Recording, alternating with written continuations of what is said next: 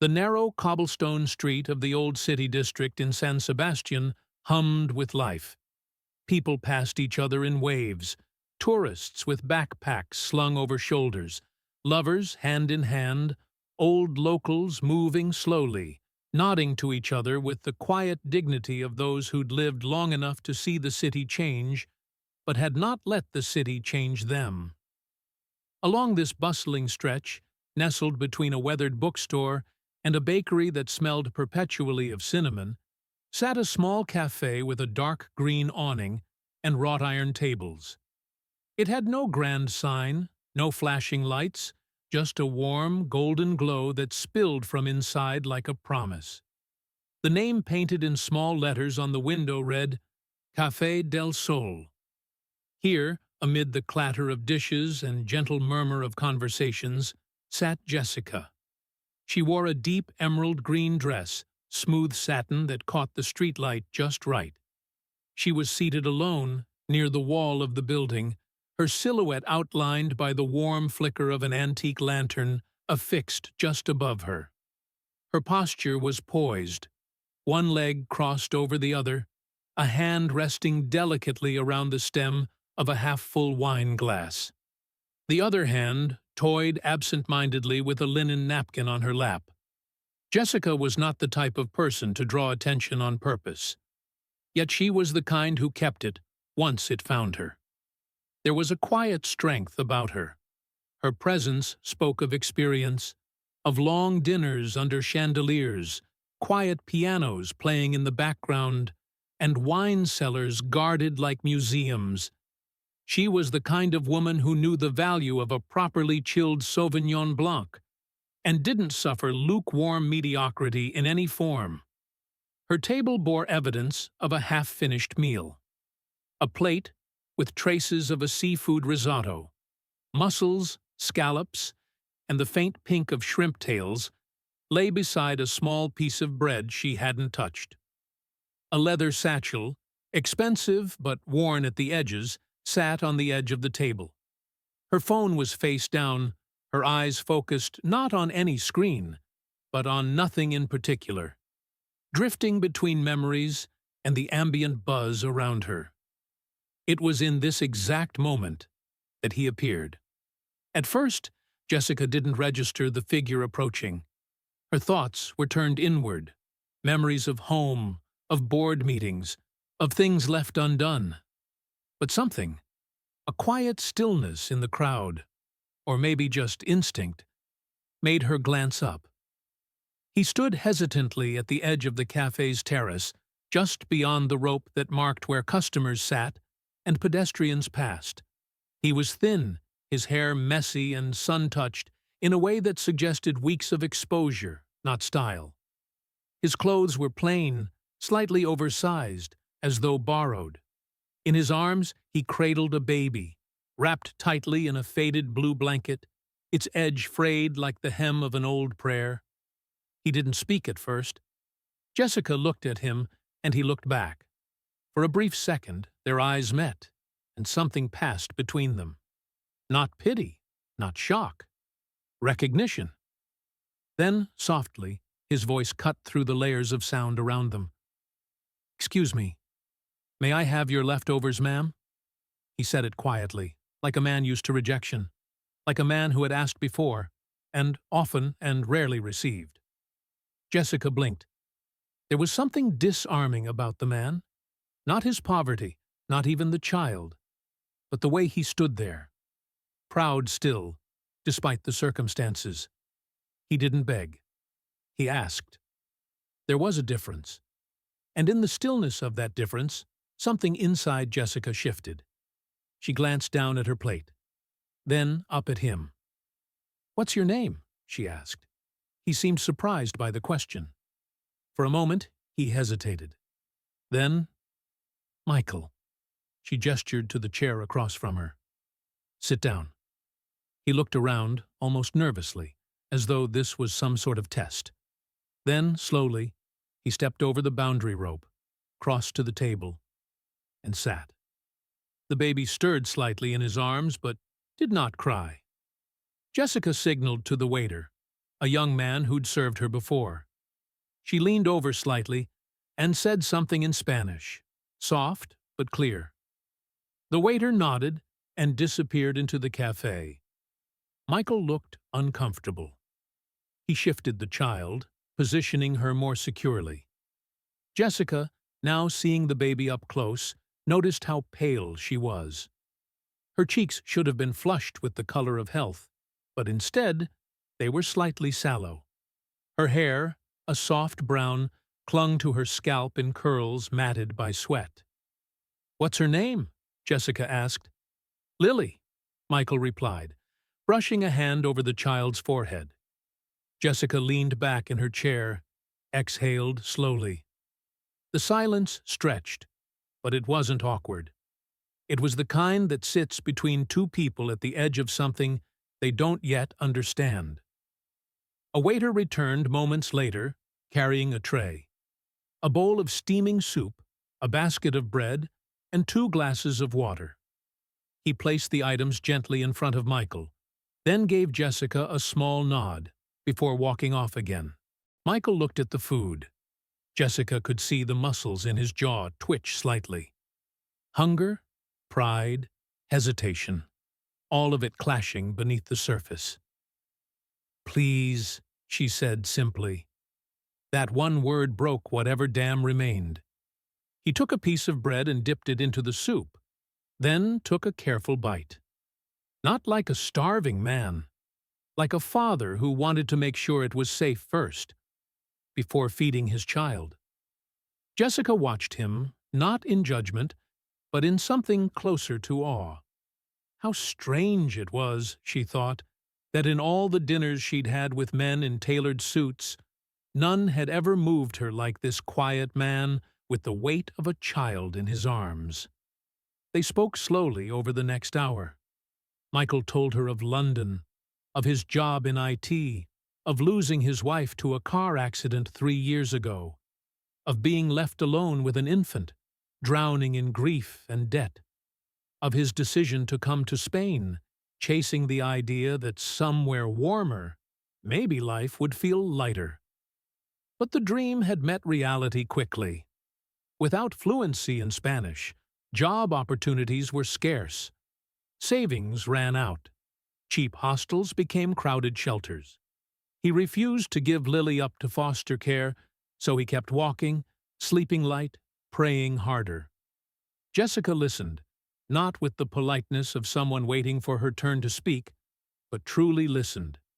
There were tears in her eyes, but she blinked them away. When he finished, she told him only this: "You're not invisible." That night, she gave him more than just food. She gave him a contact, an old friend who ran a logistics company and always needed help in the back office. She offered to cover a week at a modest guest house just until he got on his feet. She even offered to help look after Lily during his job interviews. Michael, stunned, asked her why. She only said, "Because I saw you." That's all. They didn't fall in love. They didn't ride off into the sunset. But they did change each other. Jessica found purpose she hadn't known she lacked. And Michael, for the first time in a long while, found a place to begin again. And it all started there, on that golden evening in San Sebastián, where a woman in a green dress looked into the eyes of a tired man and chose to see him. The morning after their chance encounter, Michael awoke in a modest but clean room. For the first time in weeks, he was not sleeping under a piece of tarp, in a park, or on a bench. The sun poured in through gauzy white curtains, and the sounds outside were of early street sweepers and the distant clink of bakery trays being stacked with fresh bread. He turned to look at Lily, who lay curled up beside him in the same faded blanket, her little fists open and relaxed. She slept peacefully, her breath even, a faint smile on her lips. That alone, her serenity, was enough to make Michael's throat tighten. The key to the guest house room still felt foreign in his pocket. It was the first thing in months that belonged to him, and wasn't borrowed or begged. He clutched it in his hand for a moment before rising. Downstairs, the matronly woman who managed the guest house, a stocky Basque woman named Maria, had left a note for him. Jessica had prepaid a full 2 weeks, with breakfast included. The paper also had a name scribbled on it: Alejandro Marquez, J and M Freight Logistics. Below it, a number and an address. Michael stood at the reception desk a moment longer, unsure how to absorb this miracle. He felt unsteady on his feet, like a man still expecting the ground to give out from under him. But it didn't. Jessica, meanwhile, returned to her apartment. A sun-drenched corner loft with arched windows that overlooked the Bay of Biscay. She'd barely slept, her mind turning like gears in a watch. It had been a long time since something pierced her world so cleanly, so unexpectedly. She stood barefoot in her kitchen, sipping coffee, wondering what would become of Michael and his daughter. She reminded herself that she hadn't made a commitment, just an offering. A nudge in the right direction. But that was a lie, because she already knew. This wasn't going to be just a nudge. Michael made his way to the address Jessica had given him, J and M Freight Logistics, a warehouse nestled in the city's industrial district. It was noisy, busy, and surrounded by delivery trucks coming and going. Inside, Alejandro Marquez was already barking instructions in Spanish and clapping his hands at workers. He looked up when Michael entered, his thick eyebrows rising. "Tú eres el amigo de Jessica?" Michael nodded. "Yes," she said. "She said I could ask you about work?" Alejandro didn't smile, but he didn't dismiss him either. He looked Michael up and down, then motioned for him to follow. What followed was a flurry of instructions, mostly broken English, with lots of pointing and motioning. Michael understood enough. Move boxes, sort labels, keep quiet, be fast. By noon, his arms were aching, his back sore, but he didn't care. For the first time in years, he was earning something. By the end of the day, he had 40 euros in cash and a promise: show up tomorrow, and you'll get more. The days that followed. Jessica made no effort to check in, but she didn't have to. On the third day, she received a message. "The job works. Thank you again. I don't know how to repay you." She replied, "Take care of Lily." That's repayment enough. Still, something about the way their paths had crossed, accidental yet strangely aligned, kept tugging at her. She began to frequent the same cafe each evening, not expecting to see him again, but leaving the door open. On the 6th evening, Michael showed up, clean-shaven, wearing a different shirt, and with Lily, wrapped still in her same blanket, but with her hair now brushed neatly. Jessica watched them walk toward her and didn't realize she was smiling until he stopped at her table. "I thought maybe we could join you, if that's all right." "Of course," she said. A deeper conversation. That evening, they talked longer. Michael asked her about her life. Jessica told him bits and pieces: born in Cape Town, raised in Johannesburg, moved to Europe in her 20s, wealthy parents, a long-forgotten ex-fiancé. She worked as a consultant in luxury hospitality, advising high-end resorts on how to perfect the guest experience. A well-paid career, but increasingly hollow. "You must see a lot of beauty," Michael said. "Yes," she replied, "but not enough truth." He looked at her, and this time he saw past the polished surface. He saw the weariness behind her elegant posture, the hunger in her eyes for something real. Jessica, in turn, saw not just a man who had suffered, but a man trying. A man who still held himself upright for the sake of someone small and helpless. A small act of trust. That weekend, Jessica did something unexpected. She offered to watch Lily for a few hours so that Michael could attend a job skills workshop hosted by a local NGO. It was a risky offer for both of them, but he agreed. Jessica took Lily to a small park. The child, timid at first, opened up in slow bursts. She clung to Jessica's finger while walking, laughed at pigeons, and fell asleep against her shoulder on the tram ride home. When Michael returned, he looked stunned. Not because Jessica had managed, but because she seemed content. More than that, at ease. "She likes you," he said, lifting Lily gently from her arms. Jessica didn't speak, but she felt something she hadn't felt in years: belonging. The rumor mill back at Café del Sol, some of the regular patrons began to take notice. "Isn't that the same man from last week? She lets him sit with her? She gave him her soup." Jessica ignored them all. She wasn't doing this for them. And Michael, ever proud, stayed silent when judgmental eyes fell upon him. Only the old waiter, Emilio, who had worked there since the 80s, seemed pleased. "Strange thing about life," he told Jessica one evening while clearing a table. "Sometimes it breaks you just so you'll find the pieces that matter." Closing the chapter, or opening one. 2 weeks passed. Michael now had stable work, and with Alejandro's help, had secured a shared apartment near the city's edge. It was small, but clean. Lily had a real crib again. Michael bought a second-hand pram with his third paycheck, and for the first time in forever, he could afford to dream. Jessica visited less frequently, but when she did, they spoke longer, laughed deeper. They didn't talk about what was happening between them, not yet. But something unspoken hung in the air.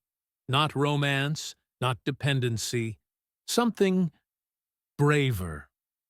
Part 2 ends with this moment. Michael stands at the door of his small apartment as Jessica waves goodbye. Lily is asleep in his arms.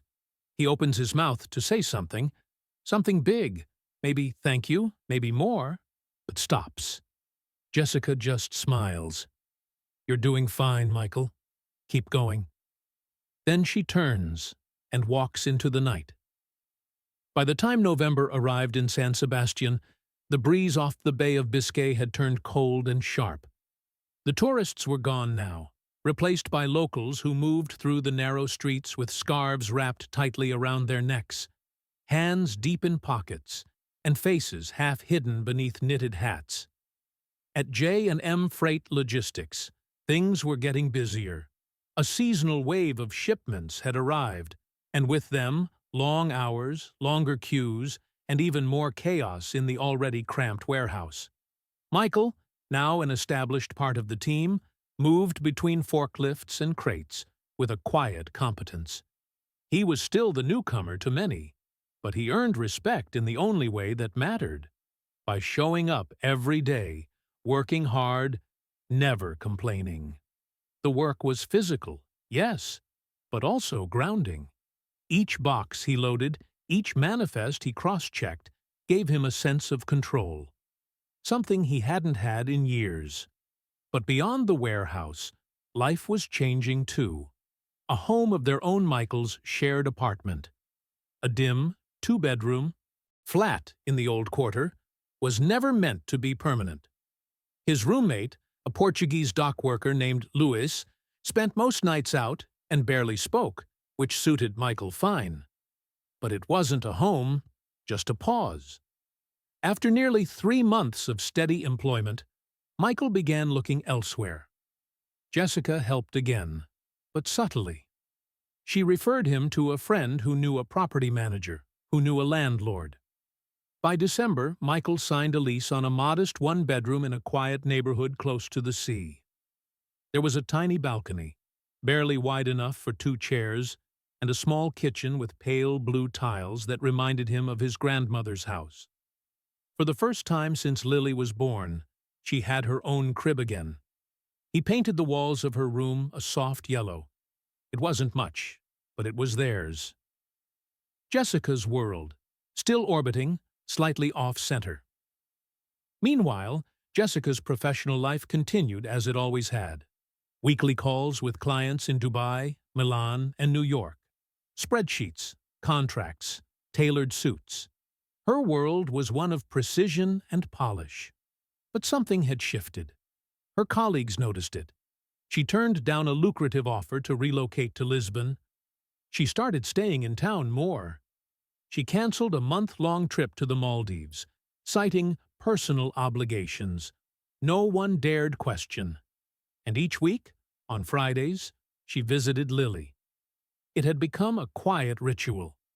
Jessica would pick Lily up from the apartment, and the two would go on little adventures, museums, parks, bookstores with children's corners, cafes with warm milk and soft music. Jessica, who had never wanted children, found herself laughing more in those hours than she had in entire weeks before. Lily adored her. Michael noticed this too, not with jealousy, but with a kind of relief. It was like watching someone discover they'd had a heart all along. Buried, yes, but beating. The night of the power cut. One night in late December, just days before Christmas, a windstorm hit the coast. Lights flickered across the city, and just after 9 p.m., Michael's entire neighborhood went dark. He lit candles. Lily, who'd been sick with a light fever, clung to him, frightened by the unfamiliar shadows on the walls. The room grew colder quickly. No power meant no heat. Michael paced, unsure what to do. And then his phone buzzed. Jessica, I saw on the news there's a blackout in your area. Are you okay? Michael, we're fine. Lily's a bit warm. It's cold in here, but manageable. Jessica, come to my place, just for tonight. He hesitated. His pride stirred, still intact, still loud. But then Lily whimpered softly in his arms. 15 minutes later, he was knocking at Jessica's door. A night of vulnerability. Her apartment was warm and softly lit. Lily fell asleep within minutes on Jessica's couch, bundled in a soft throw. Jessica brought Michael a mug of tea and sat beside him in silence. The wind howled beyond the window panes. I've never had to ask for help like this before, Michael said. You didn't, Jessica replied. I offered. That night, after Lily was asleep, they spoke more openly than ever before. Jessica told him about the miscarriage she'd had in her late 20s, about how she had almost married a man named Daniel, but the loss hollowed them both in ways they couldn't recover from. After that, I built a life where no one needed me, she admitted. No one could hurt me. But now, Michael asked, now I feel needed, and it doesn't hurt. It heals. Christmas without decorations. They didn't spend Christmas together, but Jessica stopped by with gifts. She brought a soft toy for Lily, wrapped in brown paper, and for Michael, a worn copy of Les Miserables, his favorite book, which he had mentioned once in passing. Inside was a note. Even the broken find grace. Even the exiled find home.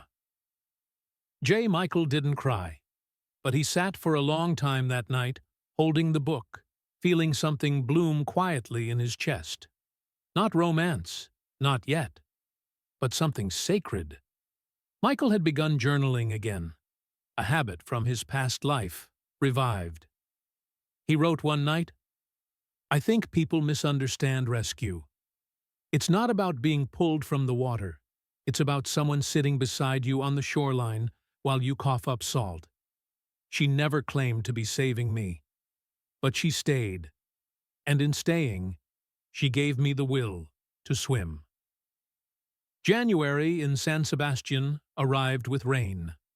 Long, persistent downpours soaked the streets for weeks, painting the city in muted tones of gray and steel.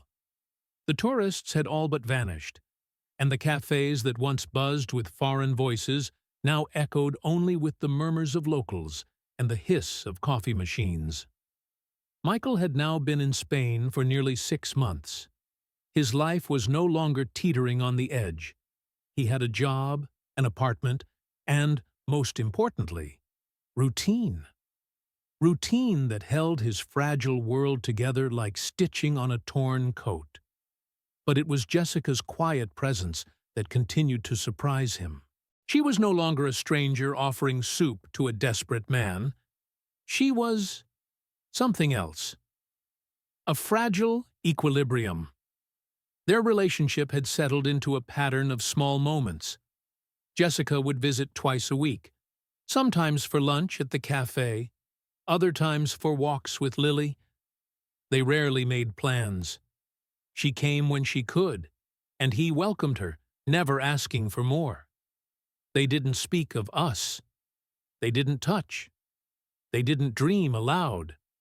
But something flickered beneath it all, in the way she'd straighten Lily's little jacket before leaving, in how he'd send her photos of Lily painting, sleeping, or laughing, in the silence that was never awkward. They were building something. Not love in the traditional sense, no declarations or fireworks, but a bridge. Jessica's dilemma. Professionally, Jessica was thriving. Her name had quietly become known in high-end circles. Luxury hotels in Switzerland and Dubai were requesting her expertise. She had been invited to speak at a conference in Singapore. First-class flights, 5-star suites. It was everything she had worked for. And yet, she declined the Singapore trip. Her assistant blinked in disbelief when Jessica told her, "You're turning down a keynote?" "I have other obligations," Jessica replied, without elaborating.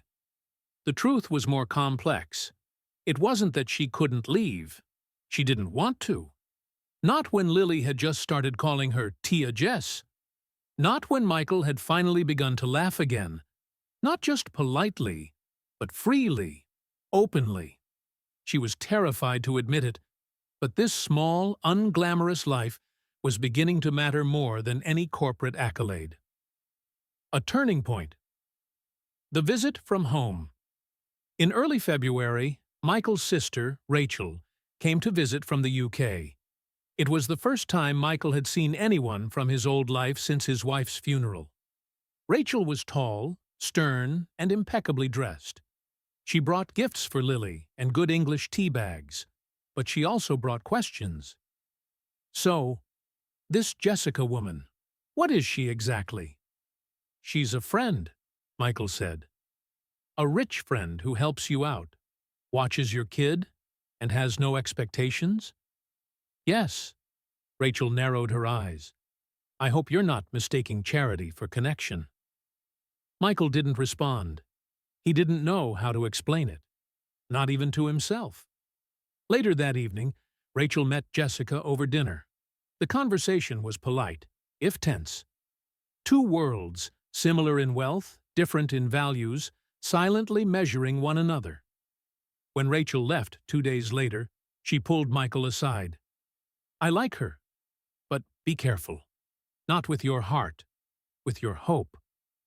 Jessica's breakdown. A week later, it happened. Jessica canceled a visit with Lily for the first time in months. No explanation. Just a short text. "I'm sorry." Something came up. Then silence for days. Michael didn't push. He knew enough by now to wait. When she finally reappeared, her eyes were red. She came without makeup, her hair pulled into a simple braid.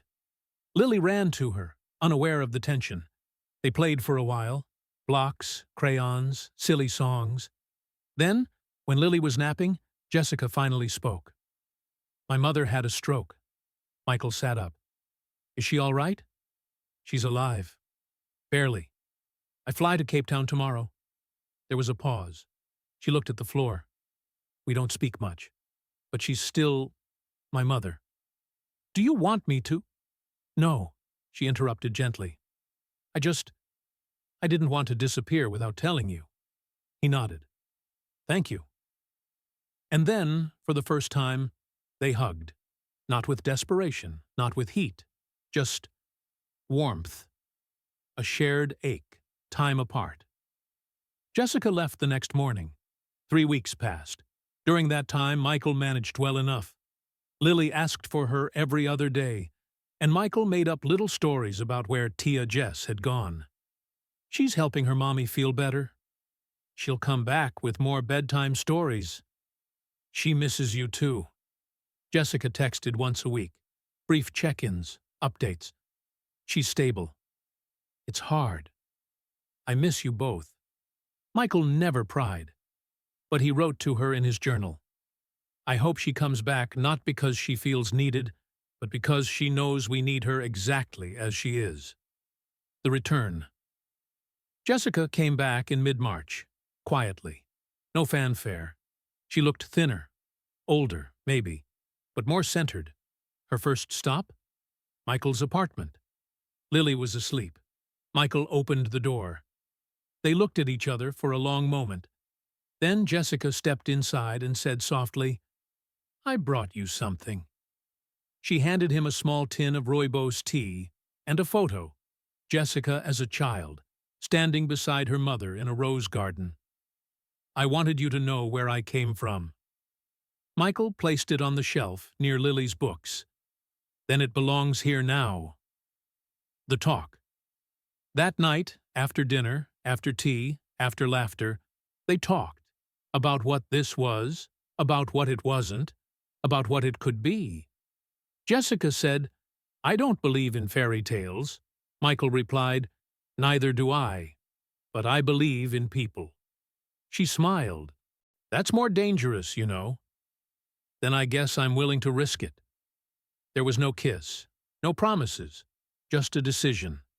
To keep showing up, to keep choosing each other, even in small ways, to build a bridge, plank by plank.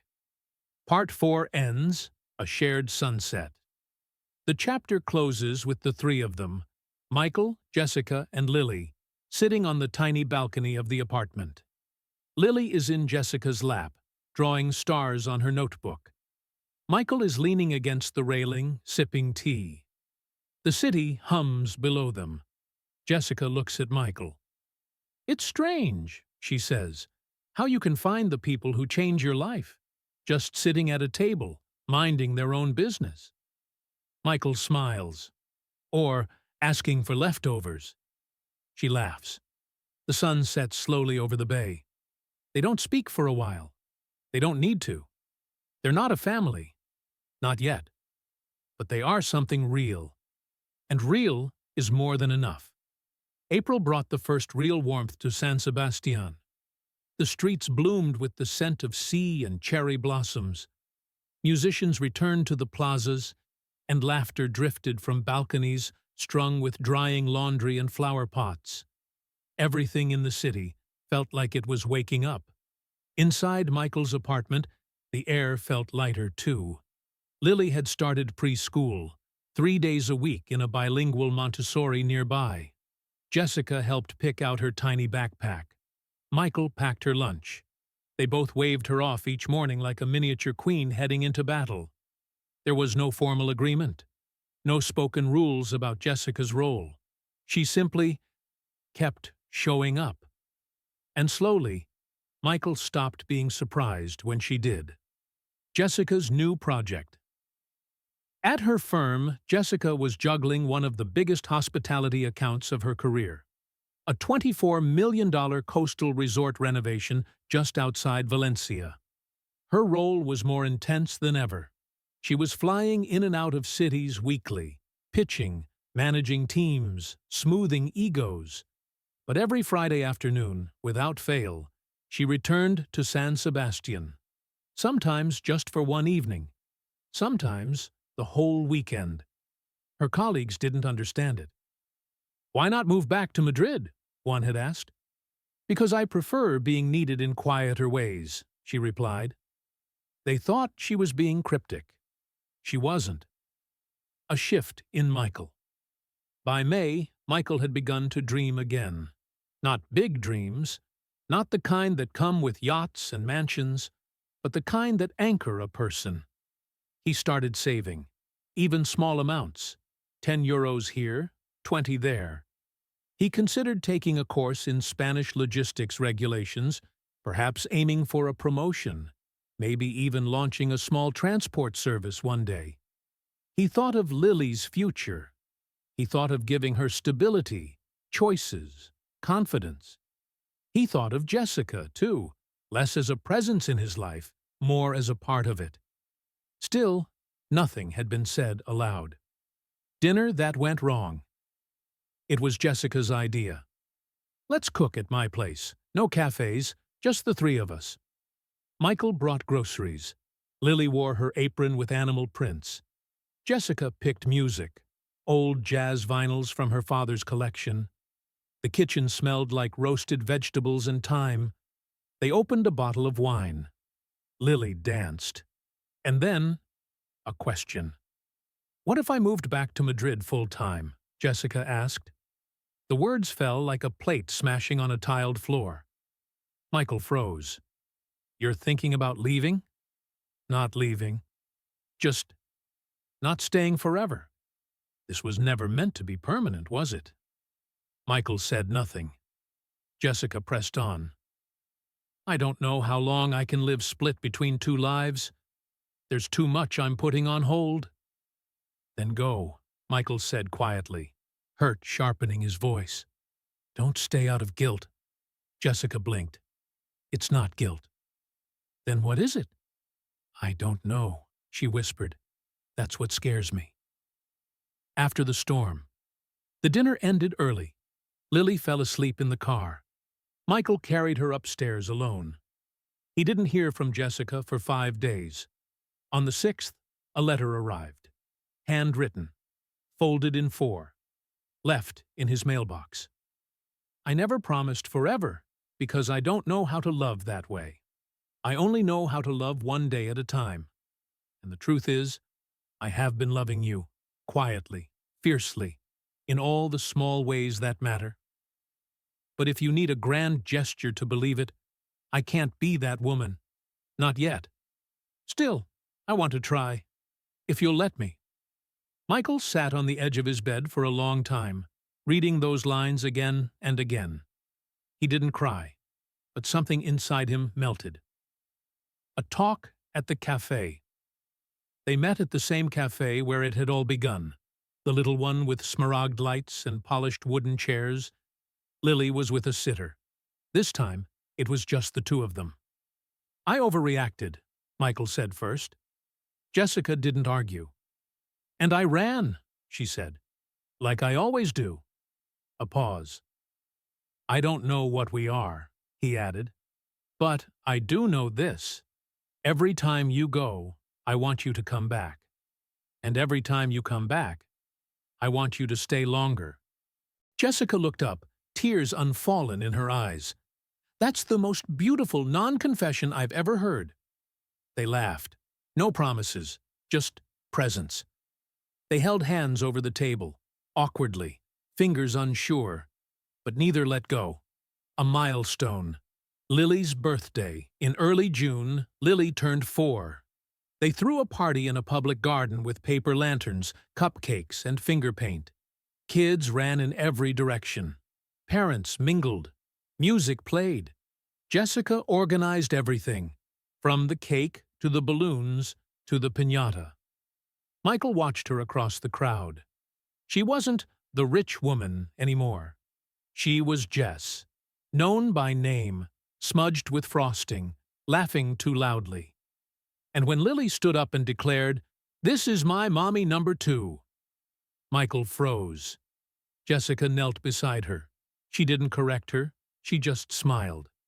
And later that evening, when Lily was asleep and the guests had gone, she said to Michael, "I didn't plan that." "I know, but I didn't hate it either." Part 5 ends. Things you don't say aloud. The final scene of this part unfolds late at night. Michael and Jessica sit on the floor, wine glasses in hand, surrounded by wrapping paper and ribbons. They're both tired. A good tired. Jessica leans her head on his shoulder. "You think this could ever be permanent?" she whispers. Michael doesn't answer right away. Instead, he sets his glass down, turns toward her, and brushes a strand of hair behind her ear. "Let's not talk about forever," he says. "Let's just talk about tomorrow, and then show up for it." Jessica nods. They don't kiss. Not yet. But when she closes her eyes that night, for the first time in years, her dreams don't involve skylines or corporate suites. They involve a little girl, a quiet man, and a life made of small, beautiful days. By the time summer returned, everything had shifted. Gently, almost imperceptibly, like sand under bare feet. The world no longer saw Michael as a man who had lost everything. Jessica was no longer the woman in the smaragd-green dress to those around them. And Lily had become a vibrant little spark, speaking in 2 languages and singing every sentence. They weren't a family by name or law, but they were a rhythm now, intertwined lives, soft-spoken and steady. And it all began, as most real things do, with mornings. The apartment on Calle Errenteria. Jessica had finally given up her second apartment in Madrid. Her company still had headquarters there, and, yes, she still traveled often, but she now slept more nights in San Sebastián than anywhere else. They found a new apartment, together. Not moving in the romantic sense. There were still 2 bedrooms, 2 rents, 2 toothbrush holders. But the place had a balcony big enough for 3 chairs, and shelves full of Lily's storybooks beside Jessica's art volumes. Jessica bought a kettle for Michael that whistled instead of clicked. Michael installed a safety gate at the kitchen entrance without being asked. They didn't say it, but they were learning the same truth. Commitment isn't always loud. Sometimes it's just being there to make toast on a Monday morning. A visit from the past one afternoon in July, Jessica received a message she didn't expect. "Hi, Jess. I'll be in Spain for a few days. Can we talk?" Aiden. Her ex-fiancé.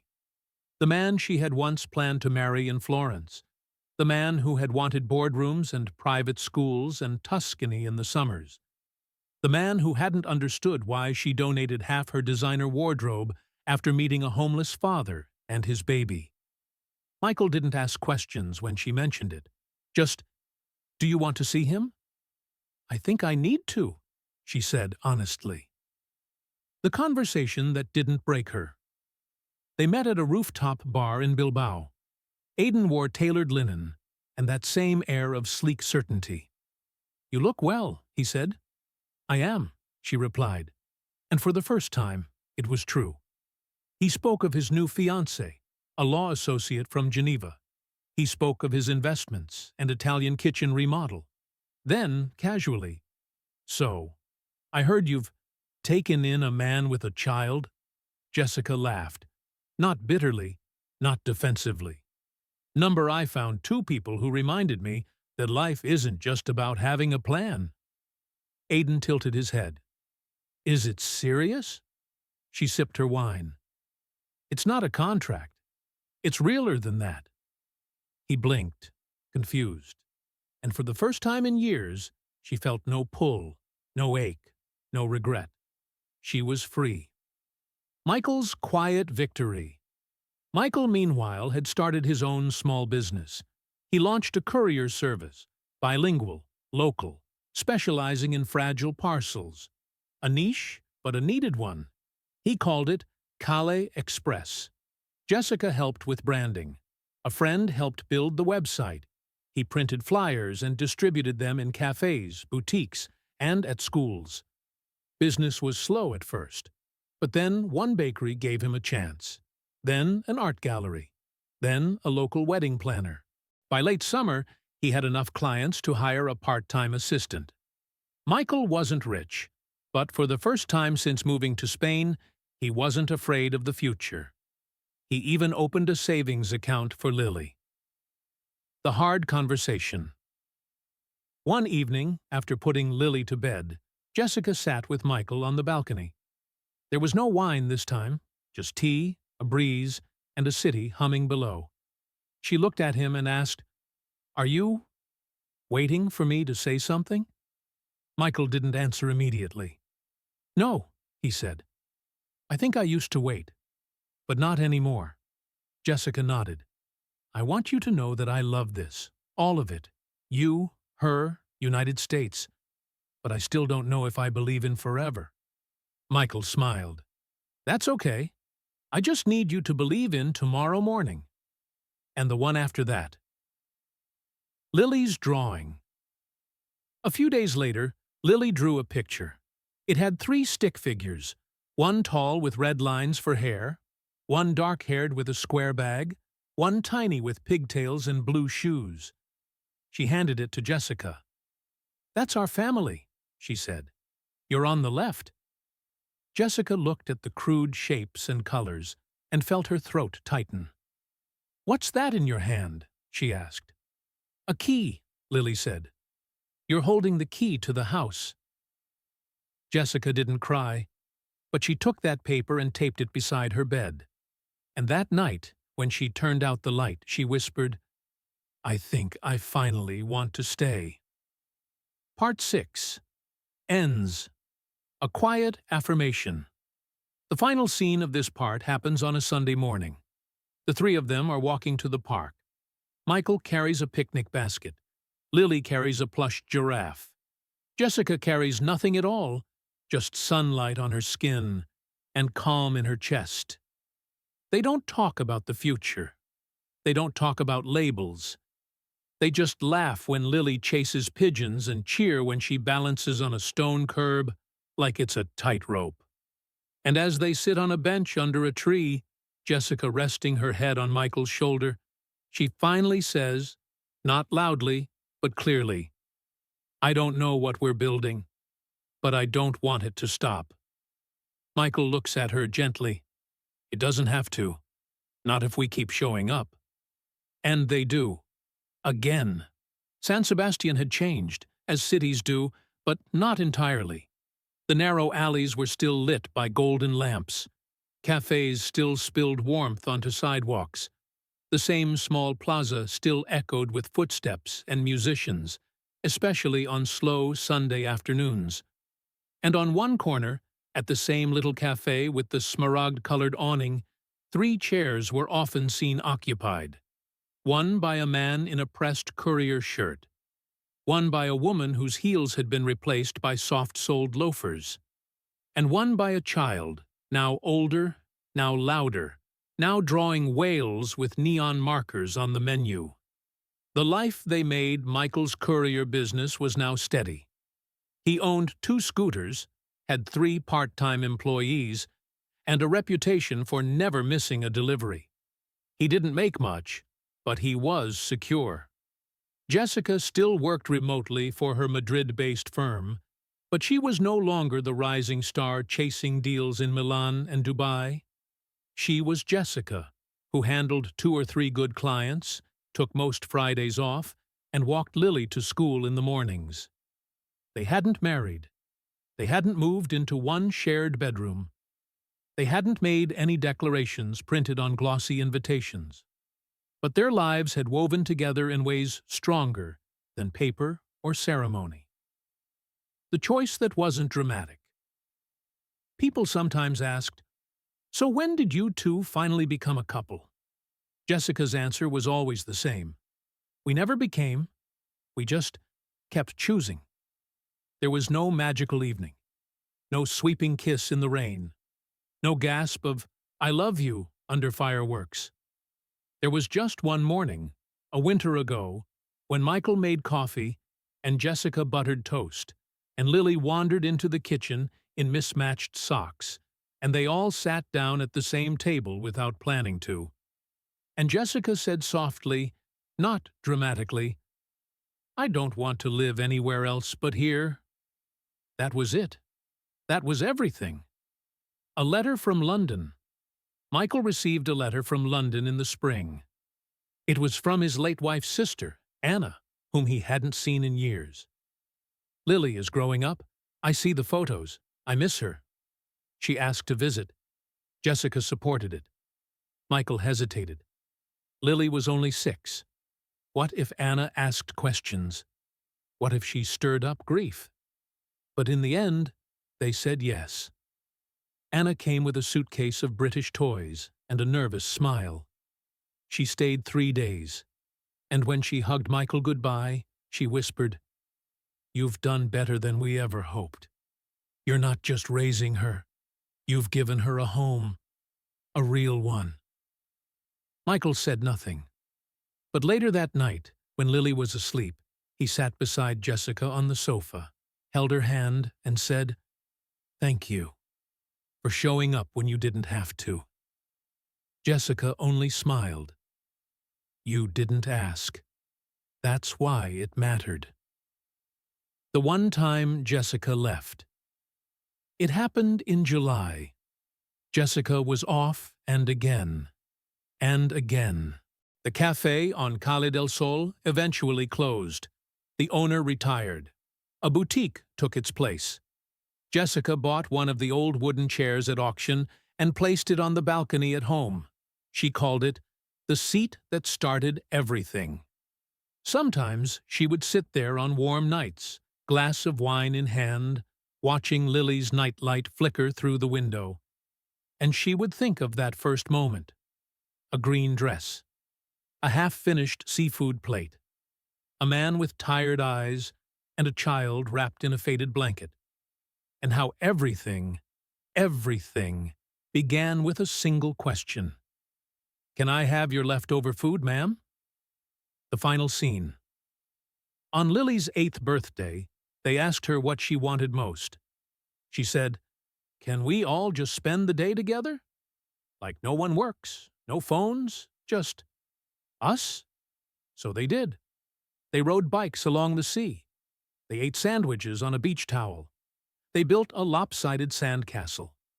At sunset, Lily stood on the rocks and shouted, "This is my whole heart, right here." Jessica took a photo. Later, Michael printed it, framed it, hung it by the door. No fairy tales, no vows, just a real, imperfect, fierce little life, held together by mornings, by soup, by showing up, by seeing each other, not as problems to fix or stories to complete, but as people to love.